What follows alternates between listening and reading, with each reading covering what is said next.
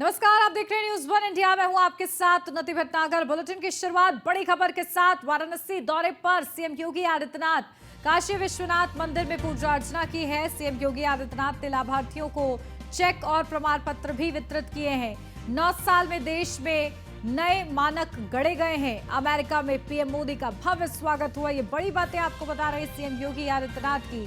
9 साल में देश में नए मानक हुए आज किस तरीके से देश आगे बढ़ रहा है, इसका जिक्र किया है। साथ ही काशी का विकास हो रहा है। आतंकवाद, नक्सलवाद अब अतीत की बात हो चुकी है। भारत में वैक्सीन और राशन फ्री। 80 करोड़ लोगों को राशन मिला है। 140 करोड़ लोगों को वैक्सीन लगी है।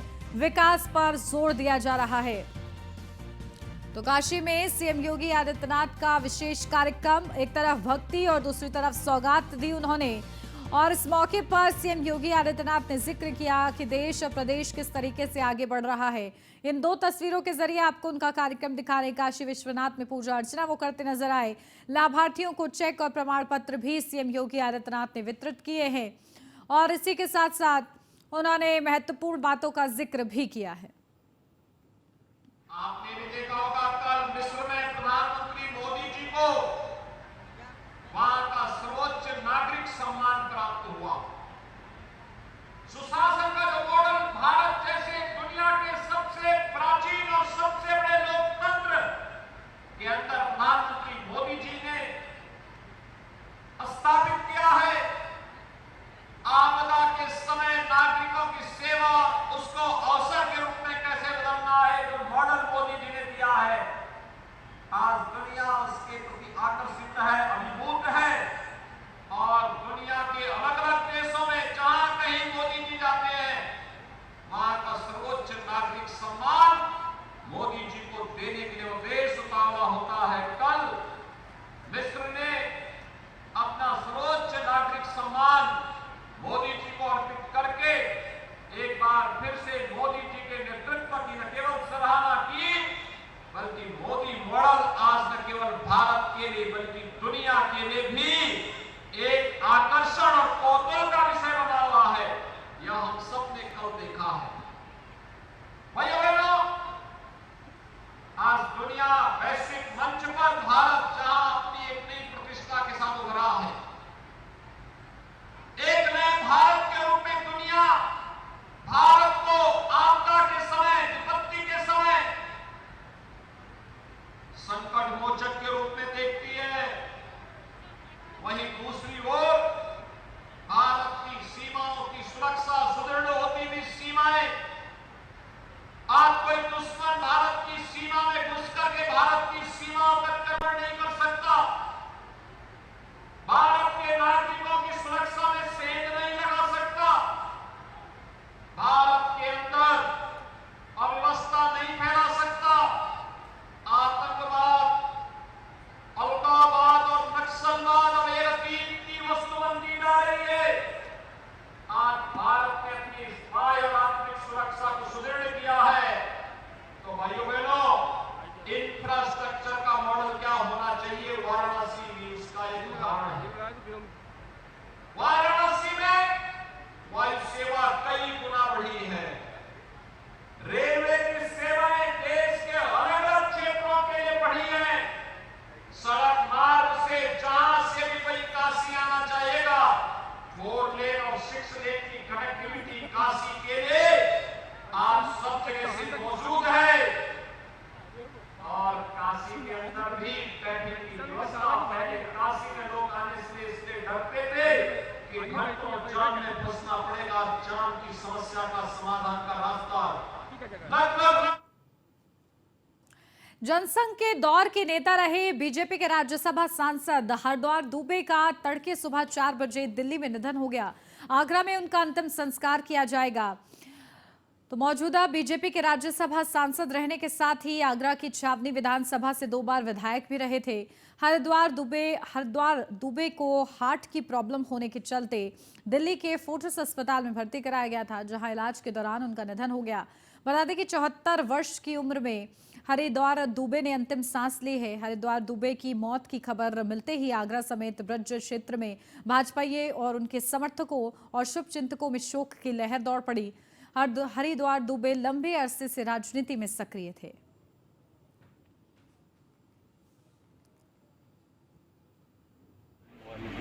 मंत्री वर्तमान में राज्यसभा के सांसद हमारे बीच में नहीं रहे। उनका बड़ा संघर्ष का इतिहास रहा है। भारतीय जनता पार्टी को मजबूत करने में पूरा जीवन उन्होंने लगा दिया। हम आज उत्तर प्रदेश के 25 करोड़ लोगों की तरफ से, उत्तर प्रदेश सरकार की तरफ से, पूरी पार्टी की तरफ से सदैव हरिद्वार दुबे जी को श्रद्धांजलि अर्पित करता हूँ और ईश्वर से प्रार्थना करता हूँ कि उन्हें अपने श्री चरणों में स्थान दें और पीड़ित परिवार को, दुखी परिजनों को जितनी ताकत। और अब खबर फर्रुखाबाद से है, जहां नवांगतक का एसपी विकास कुमार ने जिले का चार्ज लेने के बाद प्रेस कॉन्फ्रेंस की। मीडिया कर्मियों से रूबरू होते हुए एसपी विकास कुमार ने कहा कि गैंगस्टरों के खिलाफ कड़ी कार्रवाई की जाएगी। इसके साथ ही उन्होंने कहा कि पुलिस और समाज के सभी वर्गों के साथ सामंजस्य बैठाकर अपराधियों पर नकेल कसी जाएगी। मैं एसपी फतेहगढ़ यहाँ पर कानून व्यवस्था को मजबूत करूँगा और अपराध में कमी लाने के लिए कार्य करूँगा। प्रिवेंशन ऑफ क्राइम और डिटेक्शन ऑफ क्राइम ये सबसे प्राथमिकता होगी। इसके अलावा माफियाओं के खिलाफ जो कार्रवाई चल रही है वो जारी रहेगी और इसमें और भी गति लाई जाएगी। और गैंगस्टर अधिनियम के अंतर्गत जो कुर्की कार्रवाई चल रही है वो भी जारी रहेगी और उसमें भी तेज़ी लाई जाएगी। इसके अलावा जो संगठित अपराध हैं, ऑर्गेनाइज क्राइम है, उस पर भी प्रहार किया जाएगा और उसको पूरा का पूरा ध्वस्त किया जाएगा। आगरा से अब अगली खबर, एसबीआई बैंक से व्यापारी के 8.5 लाख रुपए गायब हो गए। रुपए लेकर बैंक में जमा करने आया था व्यापारी, दिन दहाड़े बैंक से रुपयों से भरा बैग गायब हो गया। घटना के बाद व्यापारी का रो रो कर बुरा हाल है। सूचना पर पहुंची पुलिस सीसीटीवी खंगालने में जुटी हुई है। जगनेर क्षेत्र के कस्बा स्थित एसबीआई बैंक का ये पूरा मामला बताया जा रहा है। तो बैंक में कंगाल हुआ व्यापारी।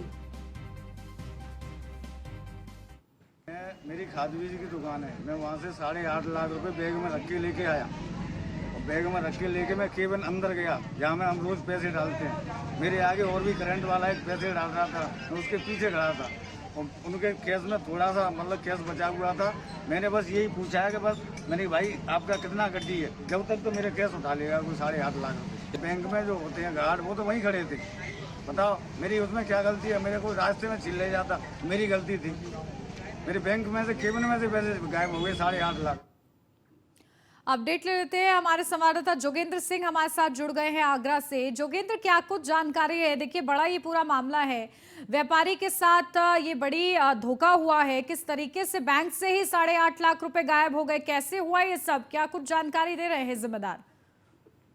ये जो पूरा मामला है, आगरा कमिश्नरेट के थाना जगनेर के कस्बे में एसबीआई बैंक स्थित है, जिसमें एक व्यापारी जो कि अपना मनोज व्यापारी है, मनोज खाद बीज भंडार के नाम से उसकी एक बड़ी दुकान है। इस समय किसानों की बाजरे की फसल को बोने के लिए बीज की खरीदारी चल रही है, जिसके चलते हुए व्यापारी अपने 8.5 लाख रुपए लेकर के बैग में एसबीआई बैंक में पहुंचा, जहां रोज का उनका व्यापारियों का और बैंक के कर्मचारियों का आना जाना और लेन देन चला रहता है। जहां मोटी रकम जो 8.5 लाख रुपए की रकम थी उसको ले जा करके बैंक में कैशियर के केबिन में रख दिया। उससे पूर्व में व्यापारी ने बताया कि उससे पूर्व में भी एक बड़े व्यापारी का अमाउंट काउंट किया जा रहा था, जिसमें लगभग 20,000 रुपए बचे थे, जिसको काउंट कर रहे थे। काउंट करने के बाद में उस पैसे को 8.5 लाख के बैग को अंदर रखा, मगर सबसे बड़ा सवालिया निशान उस बैंक के कर्मचारी और बैंक के गार्डों पे बनता है कि जब दो गार्ड उस बैंक के अंदर है और नीचे थाने के होमगार्ड भी बैठे हुए हैं, मगर ऐसे आने जाने वाले लोगों पर जो बैंक के केबिन से 8.5 लाख रुपए का बड़ी रकम को उठाकर लेकर के व्यापारी का रो रो करके बुरा हाल है। उसके परिवार और जगनेर के जितने क्षेत्र के जो खाद्य व्यवसायी हैं वो सारे लोग इकट्ठा होकर के बैंक का घेराव भी किया और वहां सूचना पर पहुंची पुलिस ने सीसीटीवी फुटेज खंगाले हैं और कहीं ना कहीं एसबीआई बैंक के मैनेजर और कैशियर और गार्डों की बड़ी लापरवाही है, जिसमें व्यापारी का 8.5 लाख रुपया लेकर के लोग ऐसे ही चले जाते हैं। आखिरकार बैंक में तो करोड़ों रुपया रखा जाता है, इस तरीके से कोई भी आएगा और बैंक की बिल्कुल, देखिए व्यापारी की मेहनत की कमाई थी, वो राशि उसे वापस मिल पाती है कि नहीं, ये देखना होगा। ठीक है, बहुत शुक्रिया जोगेंद्र आपका तमाम जानकारी के लिए। अब खबर उन्नाव से है, जहां दही थाना क्षेत्र के औद्योगिक इकाई में सुपर हाउस टेंडरी पर जीएसटी टीम की छापेमारी हुई, जिससे इलाके में हड़कंप मचा हुआ है। बताया यह जा रहा है कि कुछ दिन पूर्व सुपर हाउस की कई यूनिटों पर भी जीएसटी टीम ने छापेमारी की थी। छापेमारी के दौरान टीम को गड़बड़ी मिलने की सूचना मिली थी। छापेमारी के दौरान जीएसटी टीम करीबी से दस्तावेजों की जांच कर रही है।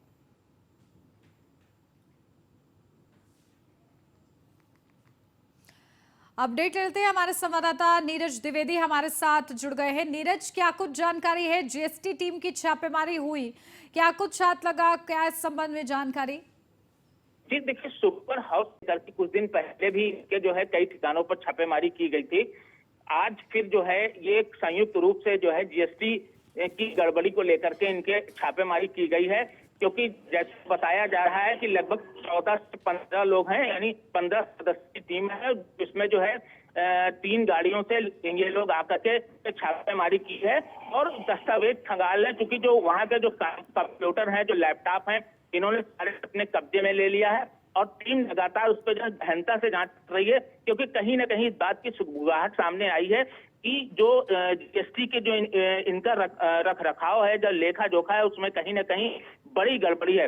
तो अभी जांच जारी है। अब देखना यह होगा कि जांच के बाद में किस तरीके से जो कमियां हैं वो सामने निकल के आती हैं। और उन आपका बढ़ते आगे, अब खबर फर्रुखाबाद से है, जहां कायमगंज कोतवाली क्षेत्र के जयोना में पुलिस विभाग पर बड़ा आरोप लगा है। बताया जा रहा है कि पुलिस विभाग की मिली भगत और पैसों की लेन देन करके धड़ल्ले से पेड़ कटवाए जा रहे हैं। अवैध कटाई की सूचना पर वन विभाग की टीम मौके पर पहुंची, जहां विभाग को वन विभाग की टीम ने लकड़ी से भरा ट्रैक्टर कब्जे में ले लिया है। बता दें कि ट्रैक्टर चालक ने हल्का इंचार्ज पर 4000 लेकर लकड़ी कटवाने का आरोप लगाया है। अपडेट ले लेते हैं, हमारे संवाददाता अमित कुमार फर्रुखाबाद से हमारे साथ जुड़ गए हैं। अमित, क्या कुछ जानकारी है, किस तरीके से टीम ने कार्रवाई की है और क्या कुछ शिकायत मिली है? देखिए, बताना चाहूंगा पूरा मामला फर्रुखाबाद के कायम कोतवाली क्षेत्र के जोना का मामला है। यहाँ पर जो है पुलिस विभाग जो पर्यावरण को चूना बराबर लगाने में लगा हुआ है। पैसों का लेन देन का धड़ल्ले से वहाँ पर लकड़ियां कटवाई जा रही, हरे पेड़ काटे जा रहे हैं। वहीं पुलिस की मिली भगत से काफी समय से जो है कटान वहाँ पे जारी है। ट्रैक्टर चालक ने हल्का इंचार्ज पर 4000 रुपए लेकर लकड़ी कटवाने का आरोप लगाया। वहीं जो है यहाँ पर जामुन और हरे पेड़ों के बराबर लगातार कटान यहाँ पर जारी की। बिल्कुल, और देखिए किस तरीके से यही कोशिश है वन विभाग की कि पेड़ इस तरीके से ना काटे जाएं। लगातार पर्यावरण को एक तरफ संरक्षित रखने की बात हो रही है और दूसरी तरफ ये बड़ी लापरवाही। ठीक है, बहुत शुक्रिया अमित आपका तमाम जानकारी के लिए। और अब खबर सोनभद्र से है, जहां चौपन पुलिस के हाथ बड़ी कामयाबी लगी है। पुलिस ने करोड़ों के फर्जी ई प्रपत्र में एक शातिर सरगना को गिरफ्तार किया है, जिसके पास से कमीशन का पैसा भी मिला है और एक मोबाइल भी बरामद किया गया है। बता दें कि ई प्रपत्र सी यानी परमिट को गलत तरीके से जारी कर राजस्व और रॉयल्टी की चोरी की जा रही है। सीओ सदर ने खुलासा करते हुए बताया कि बंद पड़ी खादान के लाइसेंस पर गलत फॉर्म सी जारी कर ऊंचे दामों में उसे बेचते थे।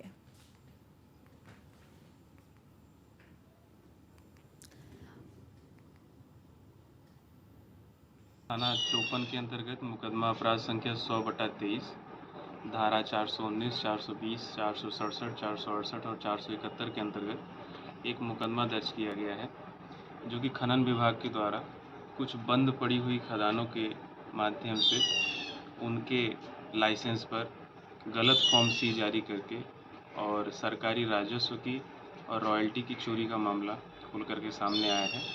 इस मामले में पुलिस को एक बड़ी सफलता मिली है, जिसमें पुलिस ने इस पूरे रैकेट के अंतर्गत काम करने वाले एक व्यक्ति रविकांत पांडे को आज सुबह अरेस्ट किया है।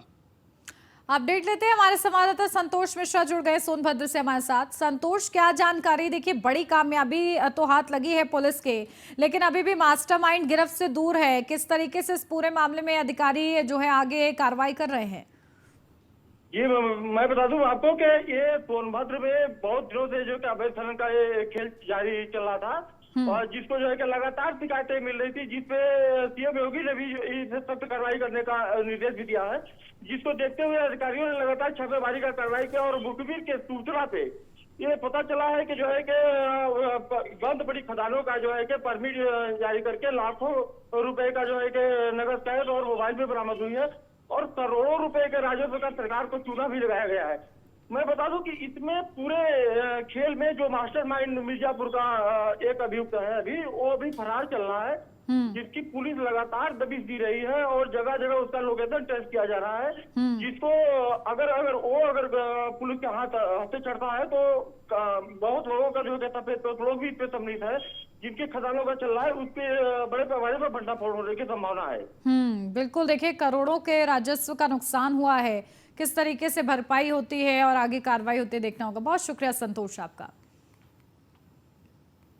शामली जिले में शिक्षकों की लापरवाही का एक मामला उजागर हुआ है। बताया जा रहा है कि 6 शिक्षक बिना अनुमति के नेपाल घूमने पहुंच गए, जिसको लेकर एक शिक्षक द्वारा बीएसए और डीएम सहित विशेष सचिव लखनऊ को इस पूरे मामले में शिकायत की गई।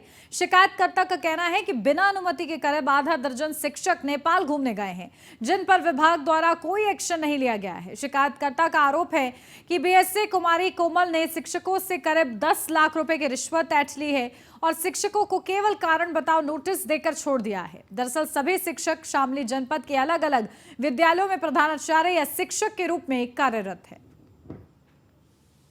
हमें एक शिकायती पत्र प्राप्त हुआ था। शिकायती पत्र में बताया गया था कि कुछ शिक्षक बाहर नेपाल घूमने के लिए गए हुए थे, तो हमने उनकी जांच कराई कि क्या था प्रकरण। मैंने उनको तुरंत नोटिस दे दिया। यहाँ पे चेक कराया अपने रिकॉर्ड में कि उनके द्वारा एप्लीकेशन दी गई हुई थी 18 की डेट में, तो उन्होंने लिखा हुआ था कि हम लोग पशुपतिनाथ मंदिर मतलब मुख्यालय छोड़ने के लिए वो सूचनार्थ था। उन्होंने अनुमति के लिए किसी प्रकार का आवेदन हमारे पास नहीं था, इसलिए मेरे द्वारा उनको पहले तो नोटिस जारी कर गया। नोटिस जारी करने के बाद उनको जवाब तलब किया गया, उनसे स्पष्टीकरण मांगा गया। स्पष्टीकरण में उन्होंने अपना क्षमा याचना की, बोला कि अगर हमारी भावना इस तरीके की होती तो मतलब कि हम ऑलरेडी सूचनार्थ कर चुके हैं, हमारे नियमों के अभाव के कारण हम लोगों से ऐसी त्रुटि। अपडेट ले लेते हैं, हमारे संवाददाता राहुल शर्मा हमारे साथ जुड़ गए हैं। राहुल, क्या कुछ जानकारी मिल रही है? देखिए शिक्षक बड़ी लापरवाही कर रहे हैं, नजर है कि नहीं अधिकारियों की इस पर? बात ये है, जैसे शिक्षा अधिकारी का कहना ये है कि जो भी शिक्षक विदेश में जाएगा उसे पहले विदेश सचिव से परमिशन लेनी पड़ेगी, लेकिन यहाँ पर क्या हुआ, एक छोटी सी एप्लीकेशन देकर बेसिक शिक्षा अधिकारी को खाना पूर्ति कर विदेश चले गए शिक्षक। लेकिन अभी तक बेसिक शिक्षा अधिकारी की तरफ से कोई भी शिक्षकों पर कोई भी कार्रवाई नहीं की गई। लेकिन एक छोटा सा कारण बताओ, नोटिस तो जारी किया गया है, लेकिन पता नहीं शिक्षा अधिकारी शिक्षकों पर कब तक मेहरबान रहेगी। बिल्कुल, देखिए सरेआम बच्चों के भविष्य के साथ खिलवाड़ हो रहा है। जब शिक्षक ही बिना बताए घूमने चले जाएंगे तो ठीक है। बहुत शुक्रिया राहुल आपका जानकारी के लिए। श्रावस्ती में दर्दनाक सड़क हादसा, लकड़ी से लदे ट्रैक्टर ट्रॉली ने मां बेटे को रौंद दिया। मां बेटे की हालत गंभीर है, अस्पताल में उन्हें भर्ती कराया गया है। दोनों की हालत नाजुक देखते हुए डॉक्टरों ने ट्रॉमा सेंटर रेफर कर दिया है। कोतवाली क्षेत्र पटना खरगौरा गांव के पास की ये पूरी घटना बताई जा रही है। तो दोनों की ही हालत नाजुक बनी हुई है, डॉक्टर्स की तरफ से प्रयास किया जा रहा है। कोतवाली क्षेत्र पटना खरगौर गांव के पास की ये पूरी घटना है। तो लकड़ी से लदे ट्रैक्टर ट्रॉली ने मां बेटे को रौंद दिया है। मां बेटे की हालत गंभीर है, अस्पताल में भर्ती कराया गया है। तो दोनों की हालत नाजुक है, डॉक्टरों ने ट्रॉमा सेंटर रेफर किया है। और इसी के साथ इस बुलेटिन में बस इतना ही। खबरों का सिलसिला आगे भी जारी रहेगा, बने रहिए न्यूज़ 1 इंडिया के साथ।